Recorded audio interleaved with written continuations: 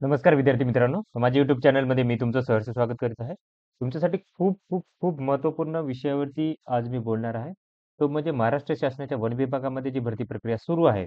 सध्याची भरती प्रक्रिया सुरू आहे. वनरक्षक पदाकरता भरती प्रक्रिया सुरू आहे. त्याच्यामध्ये वन विभागामध्ये जी समिती असते, ज्या समितीला काय म्हणतात, की प्रादेशिक निवड समिती असते. प्रत्येक याच्यासाठी वेगळी समिती असते. म्हणजे जेवढे विभाग आहेत, वनवृत्त आहेत, 11 वनवृत्त आहेत, तर 11 वनवृत्ताची काय करते, की एक समिती असते. त्यांच्या समितीच्या काय करते, की सतर्कतेमुळे काय केलं, की हे बिंग फुटलेलं आहे.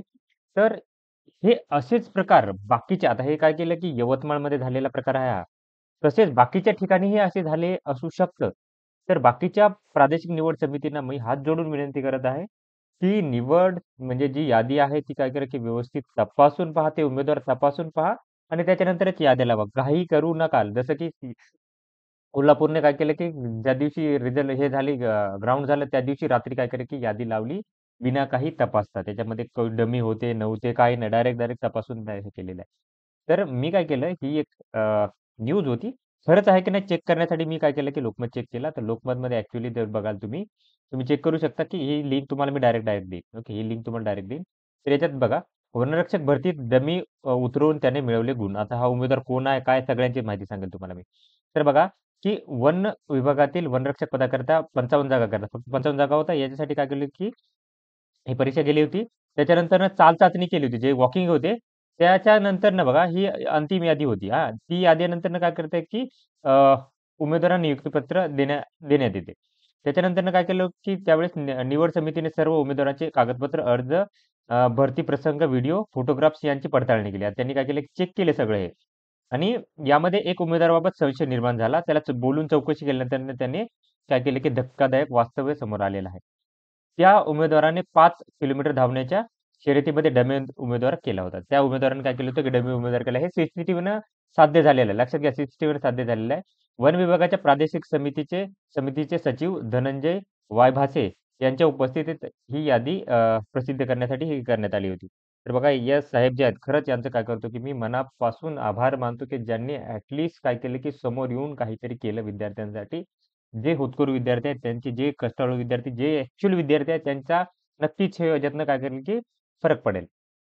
आता त्याच्यामध्ये काय केलं, की प्रसिद्धीसाठी पात्र 55 उमेदवाराच्या कागदपत्रांचे पुनरावलोकन करण्यात आलं आणि यामध्ये छत्रपती संभाजीनगरातील ईडब्ल्यूएस प्रवर्गातील निवड पात्र उमेदवार रवींद्र सोमनाथ पायघवान याच्यावरती संशय निर्माण झाला. आता बघा, आता हे व्यक्ती कोण आहे ते सांगेल. आता इथं मी काय केलं, की यवतमाळची जी यादी आहे, ही यादी काय केली, ओपन केलेली आहे इथे.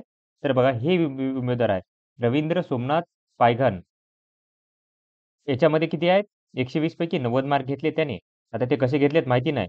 आणि इथं डमी उमेदवारांना आउट ऑफ मारले आणि त्यामुळे तो काय केला, की याच्यात आलेला आहे. बाकीचे उमेदवार बघा, आउट ऑफ वाला हाच दिसत आहे. बाकीचे उमेदवार नाहीयेत. लक्षात घ्या, की तर यांनी काय केलं, की एक डमी उमेदवार बसून आता हा डमी उमेदवार जो आहे, जो डमी करतो ना, ते काय करतो, की यांचा एक बिझनेस असतो. ते काय करतात, की प्रत्येक ठिकाणी धावलेले असतात. आता जो उमेदवार आहे त्याची चौकशी झाली, ते हा कुठे-कुठे धावलेला आहे. की कुठे-कुठे धावलाय. कारण की अशी टोळी असते यांची हे काय करतात, की इकडे-तिकडे धावत राहतात. आता इथं सपोज काय केलं, की यांनी काय केलं, की 2-3 लाखामध्ये केलं असेल डील आणि काय केलं जेवढे लाख मला आपल्याला प्राईस नाही माहिती काय असेल तो. पैसे देऊन म्हणणे हा बरोबर वर्ड आहे. पैसे देऊन याने काय केलं, की सेट केलं असेल. आता कोण आहे, काय आहे तेही त्यांनी सांगितलेलं आहे. तर बघा, गुण वाढवण्यासाठी घेतली मदत. तर यामध्ये काय केलं, की वनरक्षकाच्या 55 जागांसाठी 11,000 उमेदवारांची काय केली, की लेखी आणि मैदानी चाचणी घेतली. अतिशय काट्याची स्पर्धा होती. अशा स्थितीत काय केली, लेखी परीक्षेत गुणवत्ता यादीत येण्यासाठी काय केलं होतं, की यांनी काय केलं, की 5 किलोमीटर स्पर्धेसाठी आपल्याला टिकावं लागणार नाही, अशी भीती वाटली म्हणून त्यांनी काय केलं, की प्रदीप राजपूत हा आहे, त्यांनी काय केलं, की स्वतःच्या नावावर धावण्यासाठी उभं केलं. आता हे प्रदीप राजपूत आहे, याची चौकशी झाली पाहिजे, की अशी किती टोळी आहे, काय आहे, याची सखोल चौकशी झाली.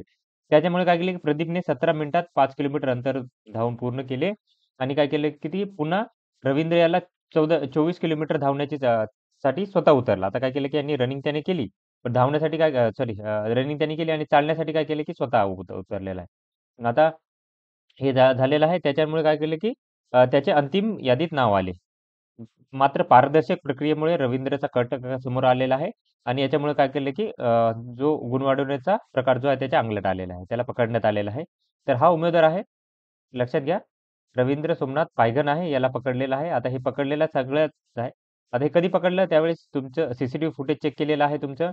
ते विद्यार्थ्यांचे त्याच्यानंतरनं व्हिडिओ चित्रीकरण आहेत, कॅमेऱ्याचे फुटेज असतील, अर्ध्यावरचे फोटोग्राफ हे सगळे चेक करून काय केलं, की त्याला पकडण्यात आलेलं आहे. आता ही टोळी जी आहे, जे काही उमेदवार करत आहेत, ते समोर आले पाहिजेत. बाकीच्या जिल्ह्यातही केलेले आहेत ना, त्यांना काय करायचे समोर आले पाहिजेत. तर माझी अशी विनंती आहे, प्रत्येक वनवृत्तातील जेवढे वनवृत्त आहेत, 11 वनवृत्त आहेत, ज्याच्यामध्ये नागपूर आहे, चंद्रपूर आहे, गडचिरोली, अमरावती, यवतमाळनंतर केलेलं आहे, औरंगाबाद, धुळे, नाशिक, पुणे, ठाणे, कोल्हापूर या सगळ्यांनी काय करावं, की जे यवतमाळच्या निवड समितीचे जे सदस्य सचिव असतील, त्यांनी काय करा, की प्लीज याची चौकशी करा प्रॉपरली आणि त्याच्यानंतरच याद्या लावा. कारण की ज्याच्यामुळे काय होतं, की असे डमी उमेदवार आहेत, ते काय करतील, की बाहेर येतील. आता कोल्हापूरमध्ये बघा तर टोटल जर पकडलं तर 58 उमेदवारांनी आउट ऑफ मारलेले आहेत आणि 379 समथिंग उमेदवार आहेत, जे आहेत त्यांनी काय केलेलं आहे, की 70 पेक्षा जास्त मार्क. तर ह्याची चौकशी झाली पाहिजे. 379 समथिंग आहे. आकडा मला आठवत नाहीये. मीच काढली होती आकडा ते. तर अशी सगळ्यांची काय केली, की चौकशी झाली पाहिजे आणि त्याच्यानंतरच यांना काय केलं पाहिजे, की व्यवस्थित याच्यावरती चौकशी झाली पाहिजे. तर अशाच इम्पोर्टंट अपडेटसाठी प्लीज चॅनलला सबस्क्राईब करा, व्हिडिओ लाईक करा आणि इन्फॉर्मेशन मित्रांसोबत शेअर करा. धन्यवाद.